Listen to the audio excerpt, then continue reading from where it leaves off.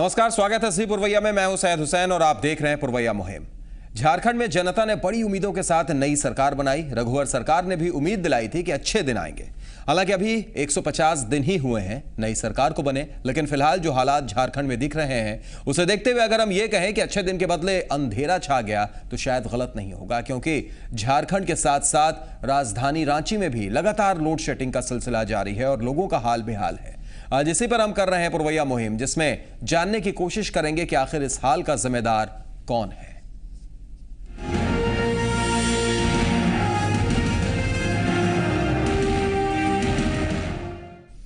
झारखंड की राजधानी रांची के लोग इन दिनों बिजली की समस्या से लगातार परेशान हैं। मुख्यमंत्री के लाख दावों के बावजूद रांची की बिजली की स्थिति में कोई सुधार नहीं हो रहा। रात भर बिजली नहीं रहती है, आए भी तो वोल्टेज इतना लो कि घरों के इलेक्ट्रॉनिक सामान काम नहीं करते, तो कभी इतने हाई वोल्टेज आ जाएंगे कि बिजली का सामान खराब हो जाता है। राजधानी की बिजली व्यवस्था का आलम यह है कि हल्की आंधी पानी के बाद कई मोहल्ले की बिजली गुल हो जाती है और एक बार अगर बिजली चली गई तो कब लौटेगी ये भी बताने वाला कोई नहीं। आलम यह है कि इस उमस भरी गर्मी में हाथों में पंखा झलकर करवटें बदलते हुए रात काटने को लोग मजबूर हैं। स्कूलों से बच्चों को होमवर्क भी मिला है, लेकिन बिना बिजली के कैसे करें यह समझ में नहीं आ रहा। गृहिणियों का कहना है कि बिना बिजली तो सारे काम समझो ठप।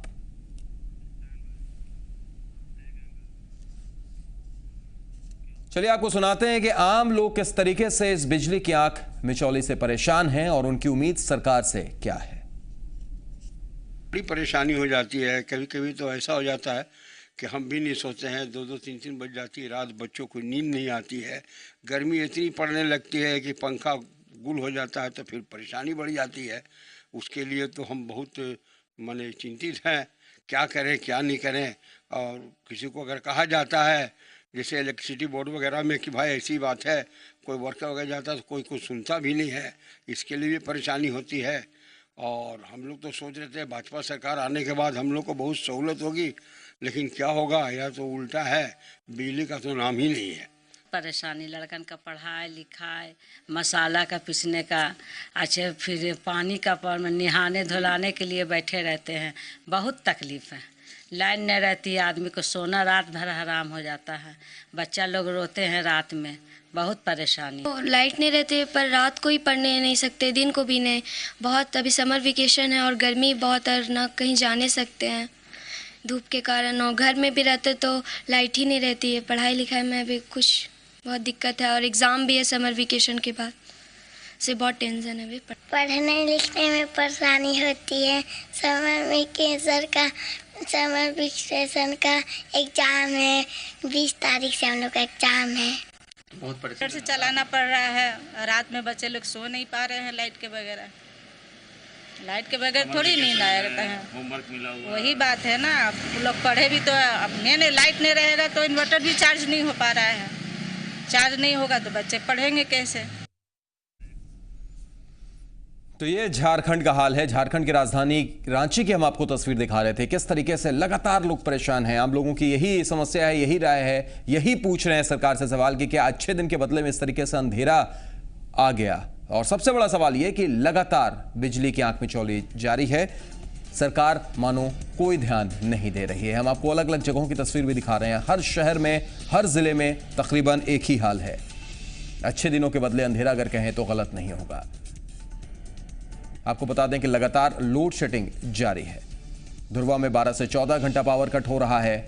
इसके अलावा अगर अशोकनगर की बात की जाए तो अशोकनगर में 12 से 14 घंटे, हरमू में 10 घंटे से ज्यादा पावर कट। अलग अलग जगहों की तस्वीर। मोराबादी क्षेत्र में 10 से 12 घंटे लोड शेडिंग जारी है। लालपुर क्षेत्र में 4 से 5 घंटे बिजली कट रही है।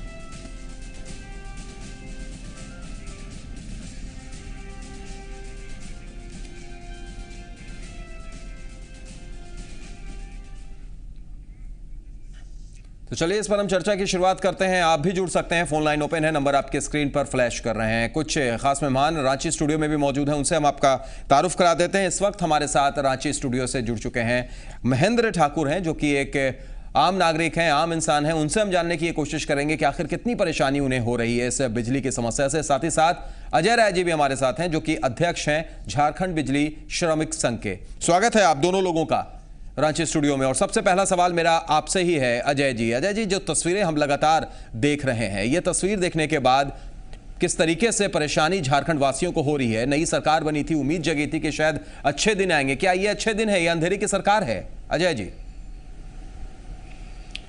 देखिए, इस पे तो इतना ही कह सकते हैं कि जिस विश्वास के साथ लोगों ने पूर्ण बहुमत की सरकार बनाई और पूर्ण बहुमत की सरकार बनने के बाद मुख्यमंत्री रघुवर दास जी इस ओर काम करने का प्रयास भी उन्होंने शुरू किया, लेकिन बहुत सारे कारण है कि जब तक उन सब चीज़ों को अगर दूर नहीं किया जा सकता तब तक यहाँ की विद्युत व्यवस्था जो है वो सुचारू नहीं हो सकती। आप देख सकते हैं कि यहाँ लगातार जर्जर तारे हैं, अगर फुल लोड बिजली देते तो तार जो है उसका लोड सह नहीं पाते हैं, उठा नहीं पाते। तो उन परिस्थितियों में उन सारी चीज़ों के ऊपर में ध्यान देने की जरूरत है। और अभी खास करके जो लोड शेडिंग का मामला है, जो हम लोग जो हालात को देख रहे हैं, बहुत सारी जगह पर टेक्निकल फॉल्ट भी हैं जिसको दूर नहीं किया जा सक रहा है। और वहाँ पे जो सुलझे हुए जो अधिकारी हैं, कहीं ना कहीं वो यहाँ पे नहीं होने कारण भी उनके कारण ये परेशानी थोड़ी यहाँ रांची शहर को हो रही है। और हम लोग तो ये कह सकते हैं कि कम से कम जो सरकार के जो प्रतिनिधि, जो अधिकारी अभी बोर्ड के अंदर में हैं जी, उनका आपस का कोऑर्डिनेशन कहीं ना कहीं एक बड़ा कारण है, जिसके कारण भी आज विद्युत व्यवस्था से लोग परेशान हैं। और हम लोग बार बार इस बात को मुख्यमंत्री महोदय के समक्ष भी रखने का प्रयास किए और जो अधिकारी अभी वहाँ पर सीएमडी, एमडी, उन लोगों के बीच भी रखने का प्रयास किए कि साहब जो संसाधन आप मुहैया कराते हैं वो संसाधन नीचे तक जा पा रहा है कि नहीं, उसका सही तरीके से यूटिलाइज हो पा रहा है कि नहीं। और जहाँ पे मेंटेनेंस का काम है, अगर मान ले कहीं पे कोई ट्रांसफार्मर उड़ गया तो वहां पर अगर हम सर्विस तुरंत में नहीं देंगे तो निश्चित है कि वो क्षेत्र पूरी तरह अंधेरे में होगा। और इस तरह के कई उदाहरण यहाँ आज रांची शहर में देखने को मिल रहे हैं, तो जिसके कारण जो है आज लोगों तक बिजली नहीं पहुंच पा रही है, एक बड़ा कारण। चलिए अजय जी, बिल्कुल दोबारा हम आपके पास लौटते हैं। महेंद्र जी आपके पास भी आ रहे हैं, लेकिन उससे पहले एक दर्शक धनबाद से हमारे साथ रंजीत जुड़ गए हैं। स्वागत है रंजीत जी, क्या कहेंगे आप? आपके धनबाद का क्या हाल है?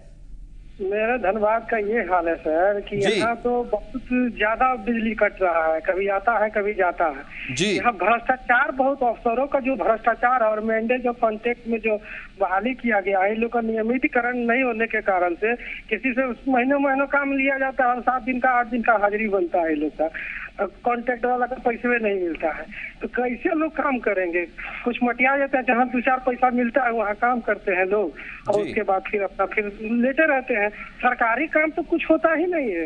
बड़े बड़े अफसर खाली फोन पर काम करते हैं कि हाँ यहाँ हो गया है, तुम लोग जाके काम करो, अपने फील्ड पर रहते ही नहीं है अफसर लोग। सिर्फ पैसा कमाने के लिए, किधर से पैसा आ रहा है उसको नोट वसूल करने के लिए लोग अफसर लोग लगे हुए रहते हैं। बड़े बड़े अफसरों के पास से पैसा जाता है, एसडीओ से लेकर जूनियर इंजीनियर से लेकर कलेक्शन करके बड़े अधिकारी तक पहुंचाते हैं। तो क्या होगा बिजली विभाग? सरकार रघुवर दास जी को भ्रष्टाचार पर पहले लगाम लगाना होगा और कॉन्ट्रैक्ट और मैंडेज वाले की पूर्ण नियमितीकरण करके तब जाकर के विकास की मुख्य धारा से हम लोग जुड़ सकते हैं और झारखंड का बिजली जो है सुधार हो सकता है। जब तक आप रोजगार और गरीब लोग का सेवा नहीं कीजिएगा तब तक कैसे वो लोग काम करेगा? 10-5 रुपया में काम कर रहा है। चलिए बिल्कुल सही कह रहे हैं रंजीत जी, बहुत बहुत शुक्रिया जुड़ने के लिए और अपनी बात रखने के लिए। रांची स्टूडियो में हमारे साथ महेंद्र ठाकुर जी भी जुड़े हुए हैं, जो एक आम इंसान भी हैं, उषा मार्टिन कंपनी में भी रह चुके हैं, सेवानिवृत्त अधिकारी है वहां से। महेंद्र जी, आपसे जानना चाहेंगे, ये जो आप तस्वीरें देख रहे हैं और जिस तरीके से रांची में परेशान हो रहे हैं लोग, आप कुछ अपनी भी आप बीती बताइए। अपनी आप बीती क्या बताऊं जी, मैं रिटायर्ड आदमी हूँ, बिछावन पर जाता हूँ सोने के लिए, देख के कि लाइट आ गया है, जैसे थोड़ी सी नींद आने को है कि देखते हैं लाइट चला गया, पूरा पसीना से तरबतर होकर के बाहर निकलना पड़ता है। फिर छत पर या गेट के बाहर निकल के हवा खाते हैं और दूसरा कोई उपाय नहीं है। झारखंड की राजधानी रांची का ये हाल है। कभी सोचा था आपने कि नई सरकार से कुछ उम्मीद थी? उम्मीद जरूर होगी। कुछ दिन पहले पीयूष गोयल साहब भी आए थे और उन्होंने कहा था कि भाई बहुत जल्द पूरे झारखंड में हर जगह बिजली पहुंचा दी जाएगी, खंड खंड हो जाएगा रोशन।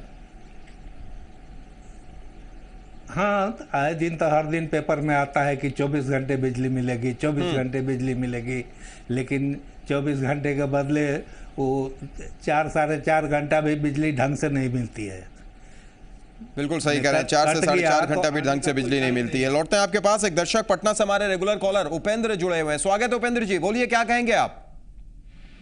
मैं ये कहना चाहूंगा कि आज के समय में, आज के डेट में सेंट्रल में बीजेपी की सरकार है और झारखंड में बीजेपी की सरकार है। मैं मानता हूं कि पिछले जो भी लोग रहे हैं वो गलती करते आए हैं, लेकिन इनके आने पर दोनों जगह जब ये है तो फिर क्यों ये समस्या पैदा हो रहा है। कहने का मतलब मेरा यही है कि शायद लगता है कि सरकार नाम का जो शब्द है वो जनता के लिए समस्या पैदा करने की मशीन बनी हुई है जी, चाहे कोई भी सरकार हो। हाँ हाँ हाँ, चलिए बिल्कुल, बहुत बहुत शुक्रिया जुड़ने के लिए और अपनी बात रखने के लिए उपेंद्र जी। बिल्कुल एक सवाल तो जरूर है, सरकार चाहे जो भी हो, अच्छे दिन का सपना दिखाया जाए या जो भी कहा जाए, लेकिन सच्चाई यही है कि ये जो तस्वीर हम आपको दिखा रहे हैं, झारखंड की तस्वीर दिखा रहे हैं, झारखंड की राजधानी रांची की तस्वीर दिखा रहे हैं, जिसको देखकर आप समझ सकते हैं कि दूसरे जगहों का क्या हाल होगा। बिजली विभाग इस पर कितना संजीदा है, क्या कहता है, वो भी हम आपको सुनाते हैं कि आखिर बिजली विभाग क्या कुछ कह रहा है। बिजली विभाग के महाप्रबंधक से भी बात हुई, उनका यह कहना है कि इसके लिए जिम्मेदार आंधी पानी है। जी हां, जिसकी वजह से 70 से ज्यादा पोल गिर गए, ऐसे हालात पैदा हो गए। हालांकि राजधानी रांची को मिल रही बिजली के बारे में उन्होंने ये माना कि जितनी जरूरत है उससे कम बिजली रांची को मिल रही है। रांची को तकरीबन 2200 मेगावाट बिजली की जरूरत है, जबकि उसे 1800 से 1900 मेगावाट बिजली ही मिल पा रही है। कल जो दिन में भयानक आंधी और तूफान आया था और बारिश हुई थी, इसके चलते बहुत जगह क्षतिग्रस्त हुए हमारे सर्किट सिस्टम। आपने समाचार पत्रों में भी देखा है कि 50 पे 60 पे गिरे हैं। हर एरिया में 4 पे 4 5 6 पेड़ वो गिरे हुए हैं और पेड़ सब लाइन पर गिरे थे, जिसको कि रात भर में युद्ध स्तर पर काम करके रीस्टोर किया गया। मैक्सिमम एरिया में रात में ही लाइन बहाल कर दी गई है। सिर्फ 7 पोल हमारा टूट के गिर गया था काके एरिया में, इधर हाथों साइड में, और संडे फीडर ये सब का, जो कि हम लोग को रात में 1 बजे 2 बजे पोल गाड़ने में दिक्कत हो रही थी, तो सुबह से पोल गाड़ा जा रहा है और टाइम टेकिंग था। अभी थोड़ा देर में वहाँ भी लाइन चालू हो जाएगा। लोड शेडिंग नहीं के बराबर है कहीं भी पीक आवर में जहाँ सिस्टम ओवरलोड होता है। Just to protect the breakdown से बचाने के लिए कुछ क्षेत्रों में हम लोग शाम में पीक आवर में एक आध घंटे के लिए सेटिंग करते हैं ताकि ब्रेकडाउन नहीं हो और कम और ज़्यादा से ज़्यादा देर तक बिजली बंद नहीं हो सके, इसलिए किया जा रहा है। और फिलहाल एक दर्शक हमारे साथ MS बद्री जुड़े हुए हैं रांची से। स्वागत है बद्री जी, क्या कहेंगे आप? हाँ सर, ऐसा बात है कि हम तो रांची से पदरकुदवा क्षेत्र से बोल रहे हैं। आजाद बस्ती पदरकुदवा कहलाता है जी। हम लोग को पदरकुदवा फील्डर से जो है ना लाइन जो है ना यहाँ से सप्लाई होता है। आए दिन जो है ना 5 मिनट की लाइन आता है, लाइन चला जाता है। कंप्लेन करने के बाद बोलता है हम क्या करेंगे, ऊपर से मन ये है, मैंने आए दिन मन यही परेशानी है। चलिए बिल्कुल समझ रहे हैं। बहुत बहुत शुक्रिया जुड़ने के लिए बद्री जी और अपनी बात रखने के लिए। एक और दर्शक इस बीच हमारे साथ जहानाबाद से मिस्टर खान जुड़ गए हैं। स्वागत है खान साहब, बोलिए क्या कहेंगे आप? जी सर, कहना ये कि अगर रांची का ये हाल है तो बीजेपी अगर बिहार में भी आए बिजली का यही हाल रहेगा। अब क्या कहें, अब आप ये समझ सकते हैं। शुक्रिया जुड़ने के लिए और अपनी बात रखने के लिए। तो लगातार कई सवाल खड़े हो रहे हैं कि आखिर इस तरीके की स्थिति क्यों बनी हुई है, क्यों चाहे झारखंड की राजधानी रांची का ये हाल है तो दूसरी जगहों का क्या हाल होगा। एक और दर्शक अंकित सिमरिया से हमारे साथ जुड़े हुए, उनसे भी बात कर लेते हैं। स्वागत अंकित जी, आप क्या कहेंगे? सर, हमारे यहाँ सिमरिया में लाइन नहीं रहती है जी, और ये करीब 4 दिन 5 दिन के बाद लाइन आती भी है तो मुश्किल से 50 वोल्ट से 60 वोल्ट ही बिजली देती है और आधा से 1 घंटा में ही कट जाती है। हम लोग को बिजली की इतना परेशानी से कोई नहीं है।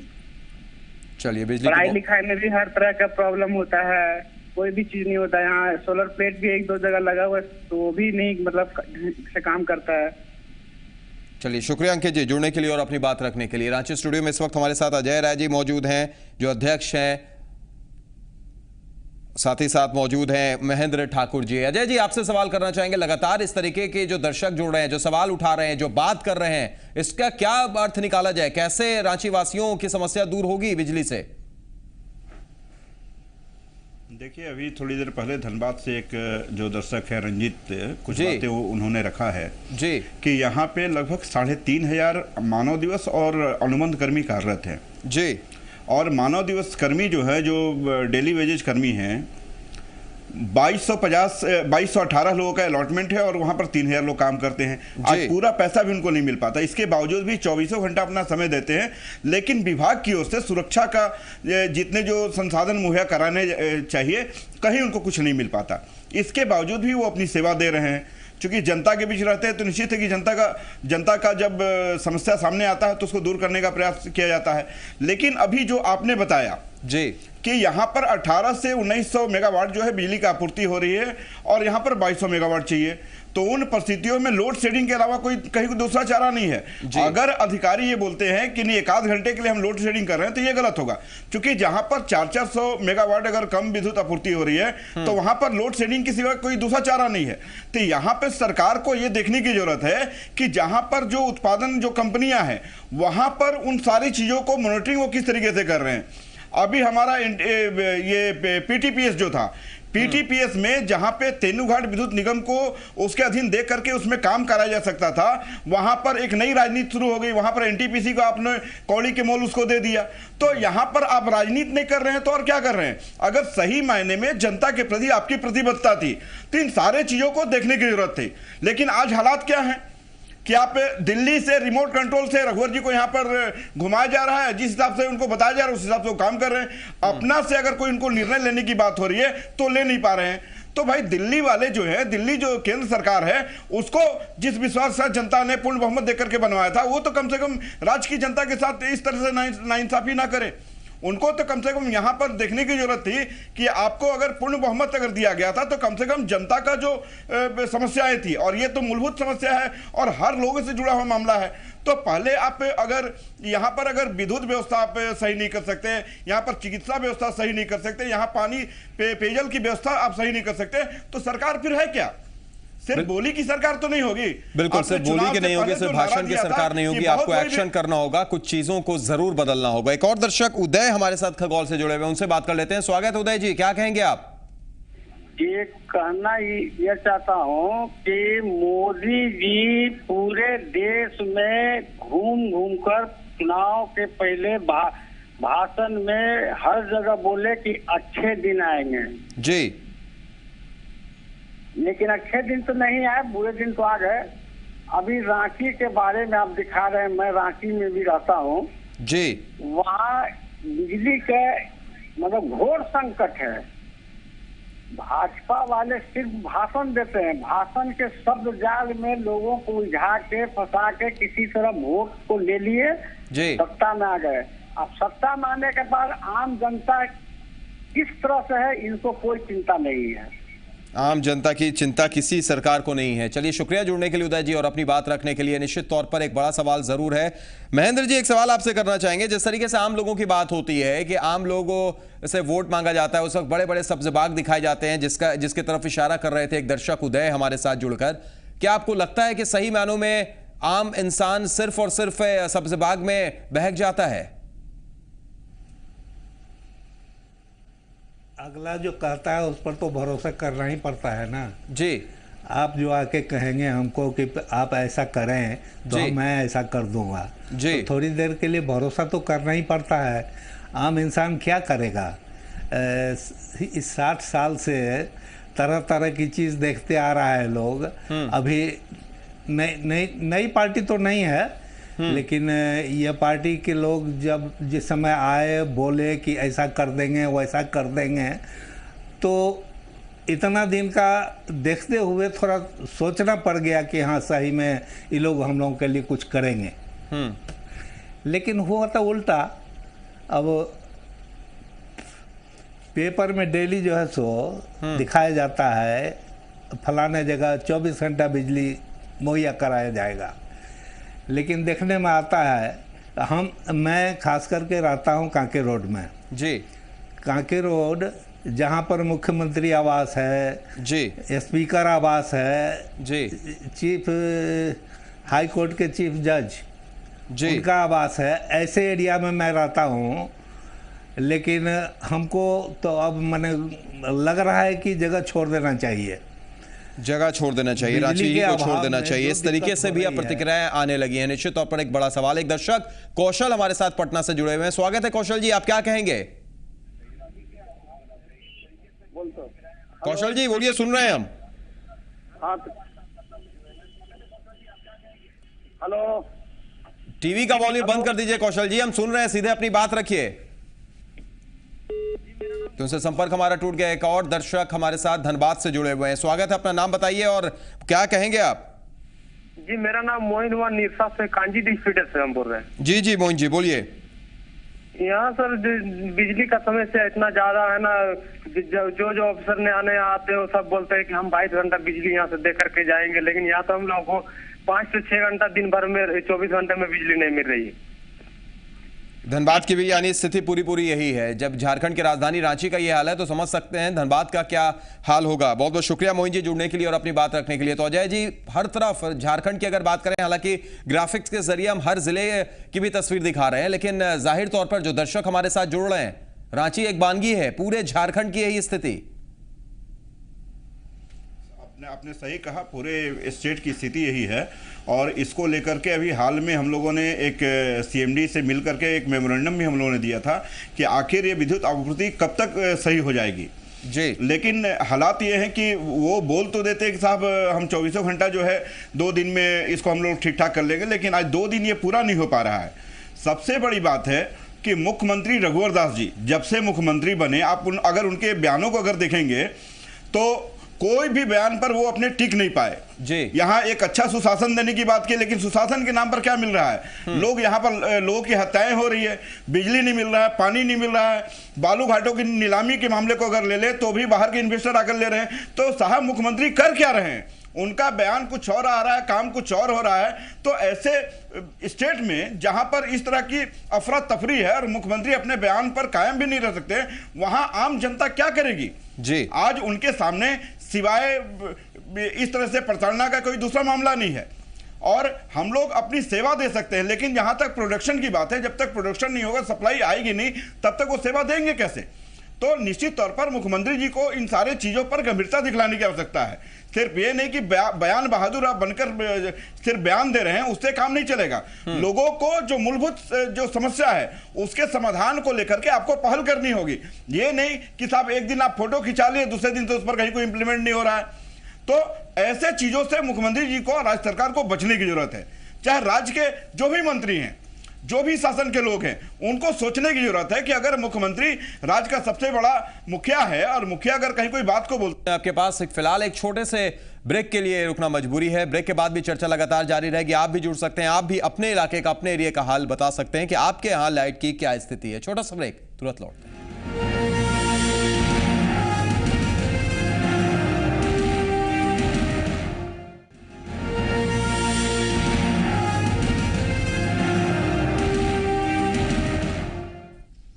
ब्रेक के बाद स्वागत है। पूर्वैया मुहिम में हम लगातार बात कर रहे हैं कि किस तरीके से झारखंड में लगातार लोड शेडिंग का सिलसिला जारी है। खासतौर से झारखंड की राजधानी रांची की बात की जाए तो रांची में आंख मिचौली का खेल बदस्तूर जारी है। इसी पर लगातार हम चर्चा कर रहे हैं। हमारे साथ 2 खास मेहमान रांची स्टूडियो से मौजूद हैं, अजय राय जी और महेंद्र ठाकुर जी। साथ ही साथ आप भी जुड़ सकते हैं, आप भी अपनी राय, अपने विचार हम तक शेयर कर सकते हैं। फोन लाइन ओपन है, नंबर आपके स्क्रीन पर फ्लैश कर रहे हैं। अजय जी, एक सवाल यहाँ पर महत्वपूर्ण ये उठता है, लगातार जो बन रहा है वो ये कि आपने सुना होगा कि जीएम साहब का एक बयान, और जीएम साहब ये कहते हुए नजर आते हैं कि कहीं ना कहीं बिजली और आंधी आई, उसके माफ कीजिएगा, आंधी आती है, बारिश होती है, जिसके बाद ये स्थिति उत्पन्न हो जाती है। तो इतने कमजोर हैं हमारे तार, इतने कमजोर है हमारी बिजली व्यवस्था। अजय जी, देखिए, मैंने तो शुरू में भी बताया कि यहाँ पर इतनी जर्जर व्यवस्था है और उन परिस्थितियों में एक आंधी का भी मार जो है ये बर्दाश्त नहीं कर पाती। और यहाँ पे जितने बार भी अभी आपने देखा होगा कि आंधी पानी आई है, कई क्षेत्र में पेड़ टूटकर गिर गए हैं, पेड़ पोल के ऊपर में गिर गए हैं। तो उन परिस्थितियों में यहाँ पर काम करना बहुत ही जोखिम भरा होता है। और उन परिस्थितियों में भी अगर हमारे मानव दिवस कर्मी वहाँ पर काम करते हैं अपना पूरा जान जोखिम में डालकर, आपको एक जानकारी और मैं दे दूं कि पिछले 20 दिन के अंदर हमारे 4 अपने जो मानव दिवस कर्मी हैं वो काम के दौरान उनकी डेथ हुई है, दुर्घटना के बाद उनकी डेथ हुई है। विभाग की ओर से जो सुविधाएं मुहैया करनी वो मुहैया हो नहीं पाती है।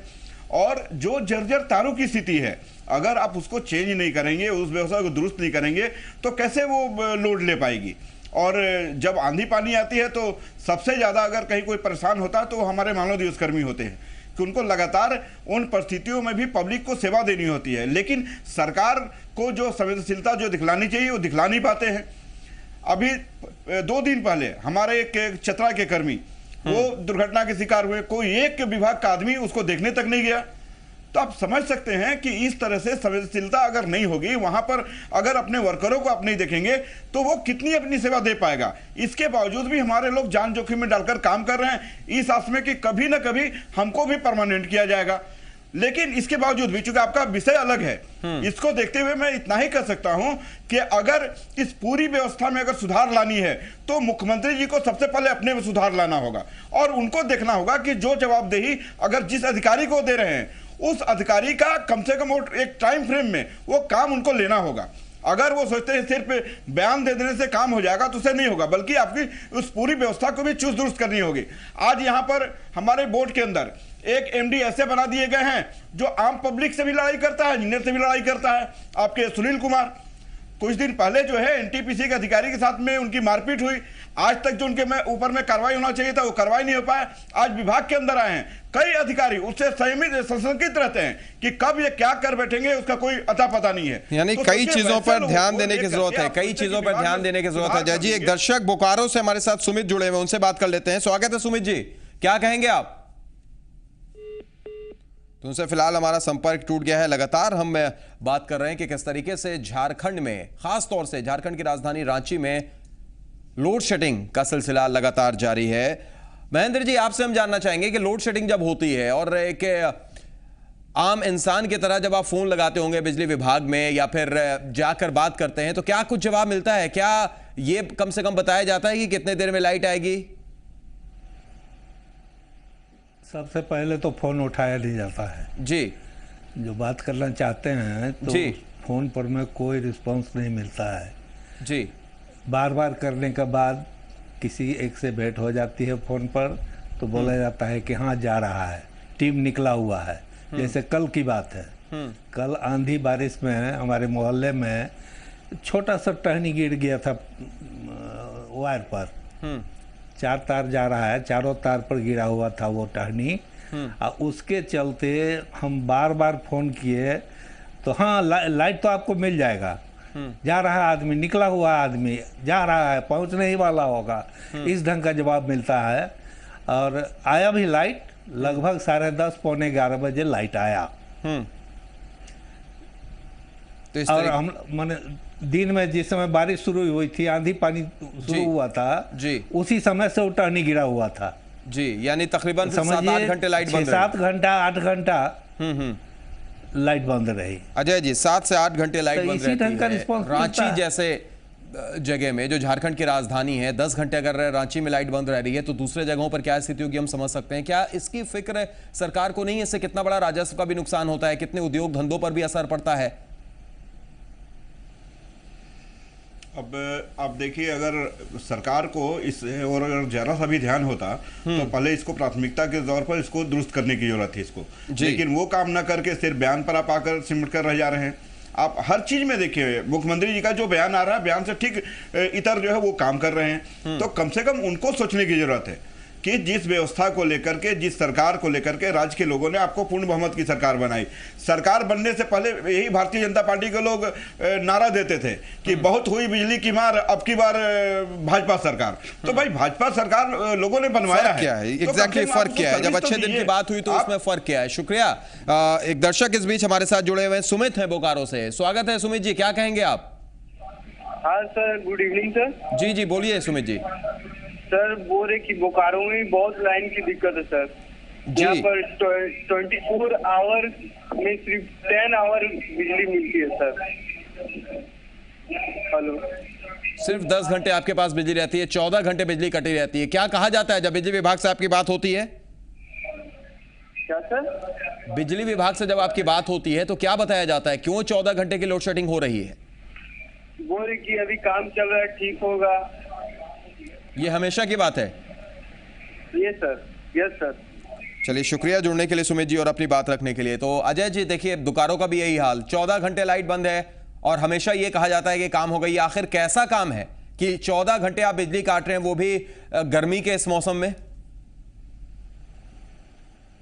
देखिए, एक तो आपको एक बात मैं बताऊं कि अभी तो हम लोग इतना सहयोग कर रहे हैं सरकार को, लेकिन सरकार को वो समझ नहीं पा रही है। अभी 7-7 जिलों में जो है फ्रेंचाइजी की व्यवस्था लागू सरकार करने जा रही है, लेकिन अभी तक उसमें कहीं कोई ये पॉलिसी जो है सामने नहीं आ पाई कि फ्रेंचाइजी व्यवस्था अगर लागू होती है तो जो पहले से जो लोग कार्यरत हो वो लोग कहाँ जाएंगे। अब इन परिस्थितियों में अगर हम लोग स्ट्राइक करते हैं, अगर ये हड़ताल पर जाते हैं, तो समझ सकते हैं कि यहाँ की स्थिति क्या होगी।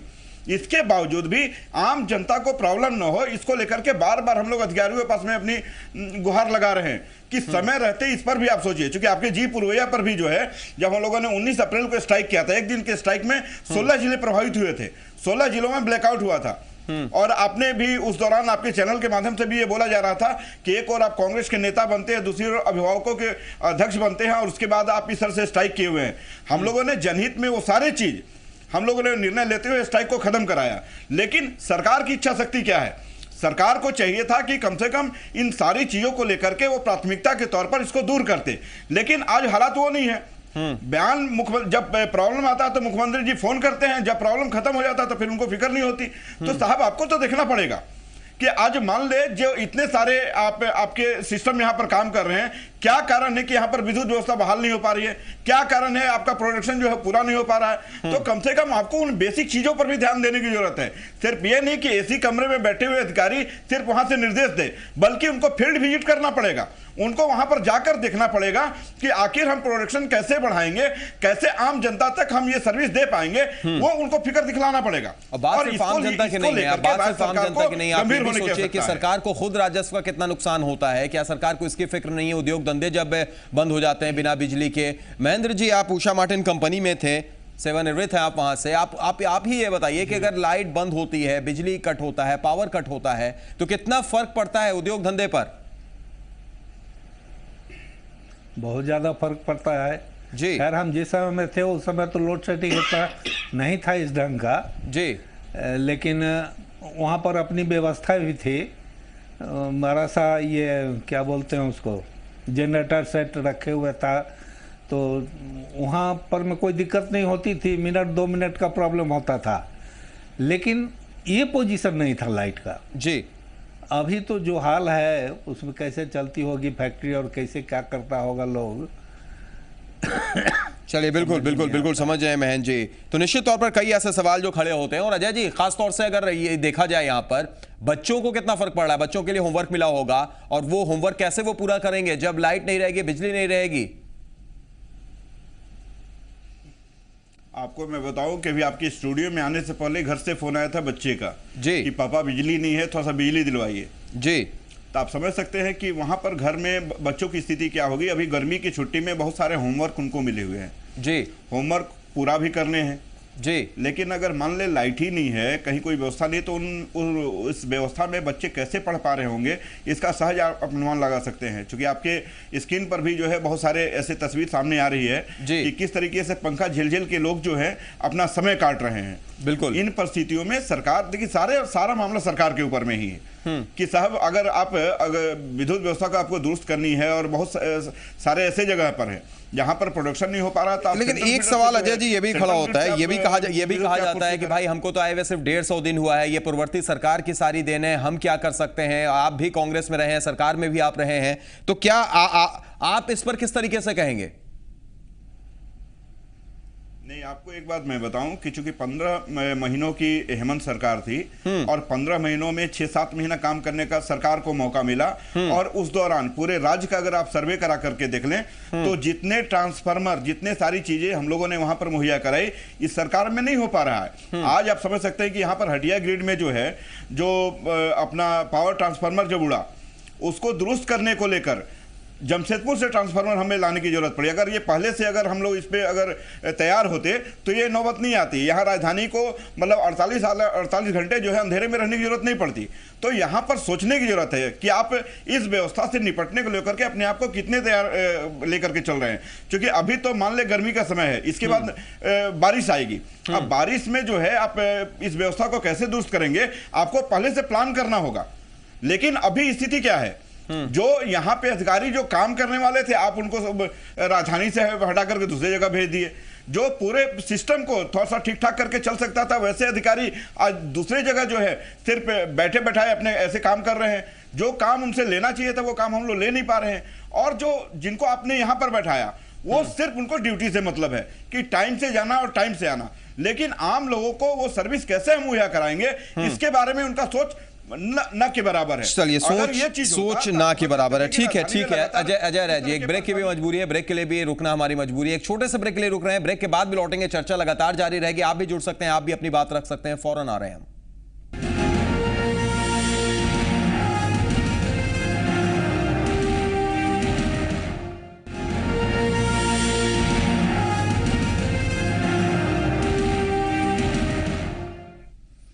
ब्रेक के बाद स्वागत है। पुरवैया मुहिम में आज हम लगातार बात कर रहे हैं कि किस तरीके से झारखंड में लगातार बिजली की आंख में चौली जारी है। खासतौर से झारखंड की राजधानी रांची में लोड शेडिंग का टेंशन बदस्तूर जारी है। इसी पर हम चर्चा कर रहे हैं। दो खास मेहमान रांची स्टूडियो में मौजूद हैं, अजय कुमार जी और महेंद्र ठाकुर जी हमारे साथ जुड़े हुए हैं। आप भी जुड़ सकते हैं, फोन लाइन ओपन है, नंबर आपकी स्क्रीन पर फ्लैश कर रहे हैं। अजय जी, एक सवाल मौजू ये भी बनता है कि इन पूरी चीज़ों को अगर आप देख लीजिए, सारी चीज़ों को अगर समझ लीजिए, तो ये भी कहा जाता है कि भाई पूर्ववर्ती सरकार, जिसके तरफ आप कुछ देर पहले बोल रहे थे कि 15 महीने में हम लोगों ने बहुत कुछ करने की कोशिश की, तो यहाँ पर बीजेपी तो ये कहेगी कि हमें तो 150 दिन हुआ है, हमें भी थोड़ा सा वक्त दीजिए आप। नहीं, देखिए, अभी इस मुद्दे पर हम लोग को राजनीति नहीं करनी चाहिए और सही मायने में जी आपको मैं बताऊं कि जितना समय हम लोग को मिला उस समय को हम लोगों ने काम करने का उसमें प्रयास किया। हम ये नहीं कह सकते कि हमने पूरा सिस्टम को चेंज कर दिया है जी, लेकिन कुछ हद तक काम करने का प्रयास जरूर हुआ है। अभी मान ले, ठीक है, यहाँ पे रघुवर जी यहाँ पर चीफ मिनिस्टर बनने के बाद उनका जो अपना एक्ट रहा कि साहब सबसे पहले आप खुद उनको देखें कि जितने जो बयान दिए, पहला बयान ये था कि यहाँ पर ट्रांसफर उद्योग नहीं चलेगा। सबसे ज़्यादा अभी तक ट्रांसफ़र जो है उनके अभी कार्यकाल में, इस कम समय कार्यकाल में भी हुआ है। उस पर उन्होंने कहा, उसके बाद उन्होंने कहा कि बालू पर जो है बाहर के इन्वेस्टर का हम लोग बर्दाश्त नहीं करेंगे। आज ज़्यादातर बालू घाट जो है बाहर के इन्वेस्टर ले चुके। उसके बाद उन्होंने कहा कि स्थानीय नीति 15 अप्रैल तक हम लोग डिसाइड कर लेंगे। आज आप समझ सकते हैं कि ये सारा बयान जो है उनका बयान तक ही सीमित रह गया है। उस पर कहीं कोई इम्प्लीमेंट जो हो पाना चाहिए था सही मायने में, ये हो नहीं पाया। तो हालात कैसे बनेंगे? आप सोचिए कि लोगों की अपेक्षा जो है वो तो सरकार के ऊपर में है, लेकिन वहां से लोग लगातार उपेक्षित हो रहे हैं। साहब जनता दरबार लगाने की बात करते हैं, वो भारतीय जनता पार्टी के कार्यालय में आप जनता दरबार लगा रहे हैं। तो जो आम जनता जो राजनीति से चाहता है कि अपने आप को दूरी बना करके चले, सही मायने में अपनी समस्याओं को उन तक रखना चाहें, वो चीज कहाँ ये उत्पन्न हो पा रही है? वो माहौल कहाँ बन पा रहा है? आप इसके लिए क्या कर सकते हैं? अगर आपकी बात करें तो आप खुद बिजली विभाग में तकनीकी श्रमिक संघ के एक अध्यक्ष भी हैं, किस तरीके से ये बात आप सरकार तक पहुंचा सकते हैं? साहब, आपने तो देखा कि हम लोग अपनी मांगों को लेकर के कि साहब हम लोग लगातार अगर जनता के बीच में रहकर उनको सेवा दे रहे हैं, तो सरकार को भी चाहिए कि जो लगातार 15-20 साल से लोग काम कर रहे हैं, 10 सालों से लोग काम कर रहे हैं, आप उनके समायोजन को लेकर के भी थोड़ा सा पहल करें। लेकिन यहाँ पर लगातार सिर्फ आश्वासन मिलता है, तो आश्वासन से तो किसी का घर नहीं चलता। तो उन परिस्थितियों में अगर सरकार के साथ अगर हमारी कोई वार्ता हो रही है तो वार्ता का सार निकलना चाहिए, उस पर इंप्लीमेंट होना चाहिए। लेकिन सिर्फ आश्वासन, तो आखिर हमारे लोग भी, चूंकि हमारे लोग सिर्फ वहां पर जितने भी, चाहे ट्रांसमिशन लाइन में काम करने वाले हों, चाहे सप्लाई में काम करने वाले लोग हों, आप पता करके इसको सर्वे करा करके दिखला सकते हैं कि जितनी सेवा हम लोग वहां पर दिलवा रहे हैं, उस सेवा का लाभ हमारे लोगों तक नहीं मिल पा रहा है। तो बीच में जो अधिकारी जो इस तरह से ये प्रॉब्लम क्रिएट किए हुए हैं, उन अधिकारियों को भी नापने की जरूरत है। अब आप रांची शहर को ही ले लें या धनबाद को ही ले लें, जहां पर लगातार 10-10, 15-15 साल से जो अधिकारी वहां पर टिके हुए हैं। हम लोगों ने एक प्रपोजल दिया था सीएमडी साहब को कि कम से कम आप यहां पर न्यू फेस लाइए, क्योंकि काम करने का ढर्रा अगर चेंज करना है तो कम से कम इन सारी चीजों को भी आपको देखने की जरूरत है। नहीं तो आज जैसे ठाकुर साहब बता रहे हैं कि फोन करते हैं, अधिकारी फोन नहीं उठाते। क्यों नहीं उठाएंगे भाई? आपको वहां पर किस लिए रखा गया है? क्या पब्लिक की समस्याओं के समाधान को लेकर के आपको लगातार उसमें, और खास करके बिजली के मामले में आपको गंभीरता दिखलानी है, लेकिन आप उस चीज को दिखला नहीं पा रहे हैं, फोन नहीं उठा रहे। क्यों नहीं उठाएंगे फोन? आपको किस लिए वहां पर वो जवाबदेही दी गई है? तो कम से कम जो अधिकारी लगातार 5 साल से ऊपर यहां पर टिके हुए हैं, वैसे अधिकारियों को भी आप चेंज कीजिए, उनको हटाइए, नए लोगों को लाइए। कम से कम इस तरह के थोड़े से फेरबदल होंगे तो आपको मैं बताऊं कि सिस्टम में सुधार निश्चित तौर पर होगा। और जहां तक सप्लाई व्यवस्था की बात है, तो तो सप्लाई व्यवस्था तो हमारा दुरुस्त है, लेकिन प्रोडक्शन जहां तक प्रोडक्शन की बात है आपको उस पर ध्यान देने की जरूरत है। और वहां पर जो भी टेक्निकल लोग हैं आप उनको देखिए कि जो पहले से कार्य कर रहे हैं और लगातार उनके कार्यकाल में उनकी सेवा बेहतर रही है, तो वैसे अधिकारियों को भी आपको वहां पर लाकर रखने की जरूरत है। ये नहीं कि साहब इंटेंशनली साहब उस सरकार में उनका वो खास था इसलिए आप उनको हटा दिए। साहब अगर इस तरह की राजनीति होगी तो ये सेवा कभी तरीके से बहाल नहीं हो पाएगी, कभी तरीके से बहाल नहीं हो पाएगी। महेंद्र जी, आपसे एक सवाल करना चाहेंगे, इन सारी चीजों के बीच में एक आम इंसान कितना ज्यादा जूझता है, आम इंसान कितना ज्यादा परेशान होता है? अब क्या बताया जाए जी। हमने तो देखा है, हम ऐसे इलाके में रह रहे हैं जहां एक कैंपस में कभी बत्ती जाती ही नहीं है। एक कैंपस ऐसा भी है जहां बत्ती कभी गुल नहीं होती है और हम लोग उसी से जूझते रहते हैं कि कब आएगी बत्ती, कब रोशनी आएगी। वहाँ दो व्यवस्था है। जिस कैंपस की बात मैं कर रहा हूँ वहाँ के लिए अलग व्यवस्था है। अरे बिजली तो बिजली, इस शाम में जो धुआं छोड़ने वाला मशीन लेके जाता है लोग हैं फॉग वाला, उसमें हम देखते हैं कि 5-7 गाड़ी में वहाँ से तेल उल भरा करके निकलती है गाड़ी, सारी की सारी गाड़ी जो है सो मुख्यमंत्री आवास, तो जितना आवास है वहाँ पर वीवीआईपी लोगों का, वहाँ पर मैं आराम से धुआं छोड़ के चला जाता है वो। और हम यानी बिजली विभाग भी एरिया देखकर वीवीआईपी में अलग फैसिलिटी और आम लोगों में अलग फैसिलिटी ये भी देखी जाती है। बिल्कुल देखी जाती है जी। फैसिलिटी अजय जी, ये फैसिलिटी ऐसे क्यों डिपेंड करता है? देखिए, ये तो आप समझ सकते हैं कि ठाकुर साहब ने सही और इशारा किया है जी कि एक और भारतीय जनता पार्टी बोलती है कि आम आदमी की सरकार है, और आम आदमी से इतनी दूरी क्यों? अगर ये व्यवस्था अगर सबको आप अगर उसी मोहल्ले में रह रहे हैं तो वहाँ जब आपके घर में बिजली आ रही है और बगल के घर में अंधेरा है तो ये तो सोचने की जरूरत है ना कि ये दोहरी व्यवस्था क्यों। कम से कम उन व्यवस्था में सुधार को लेकर के इन सारे ये सारे प्रयास भी करने चाहिए कि साहब आम लोगों तक भी जो है वो सुविधा मिल सके। ये व्यवस्था तो सरकार को करनी है, अधिकारी को करनी है, लेकिन आप एक और रोशनी दे रहे हैं, दूसरी तरफ अंधेरा दे रहे हैं।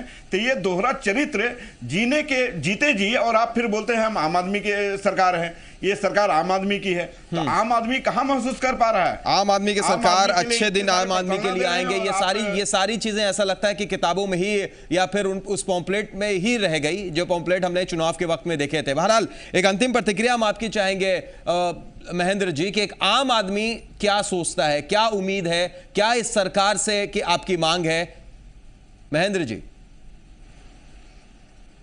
हाँ, ये एक चीज है कि आम आदमी को पॉलिटिक्स से तो मतलब है नहीं। अपने जिंदगी जीने के लिए जो मैंने जुझारूपन उसको दिखाना पड़ता है, दिखाता है।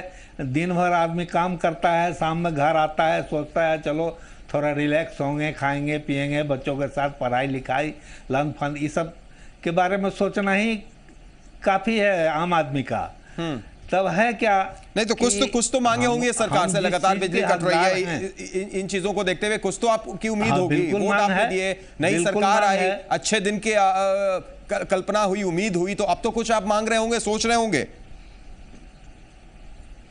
जी हाँ, हम मांग रहे हैं कि बिजली हमको नियमित ढंग से मिले, पानी नियमित ढंग से मिले, और भी जितनी सुविधा है सरकार से जो चाहिए हमको मिलता रहे। हम अगर पीछे हटें, सरकार को हमसे जो चाहिए हम दे रहे हैं जी, उसके एवज में हम भी चाहते हैं कि सरकार से जो हमें चाहिए हमको भी मिले।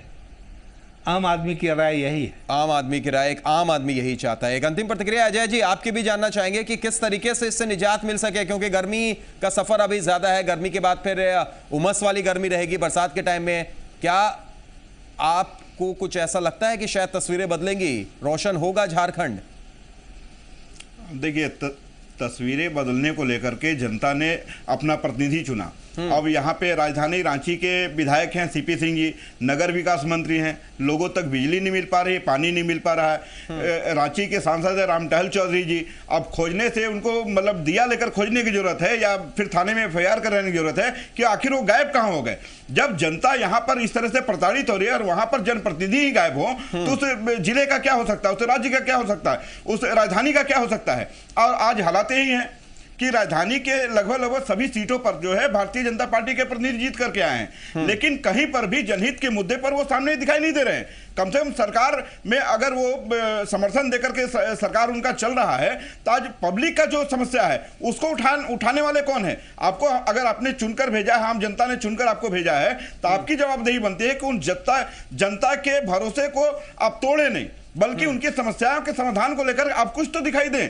लेकिन ना यहाँ के सांसद दिखते हैं, ना विधायक दिखते हैं, हालात ये हैं। चलिए बिल्कुल, ना सांसद दिखते हैं ना विधायक दिखते हैं, हालात यही हैं। और हालात ऐसे क्यों है, ये एक बड़ा सवाल लगातार बना हुआ है। बहुत बहुत शुक्रिया अजय जी जुड़ने के लिए, हमसे बातचीत करने के लिए। महेंद्र जी आपका भी बहुत बहुत शुक्रिया जुड़ने के लिए, बातचीत करने के लिए। लेकिन एक सवाल रह गया, वो सवाल यही रह गया कि आखिर झारखंड में बिजली की ये जो आंख मिचौली है इसका जिम्मेदार कौन है। आज के लिए इतना ही, दीजिए इजाजत, नमस्कार।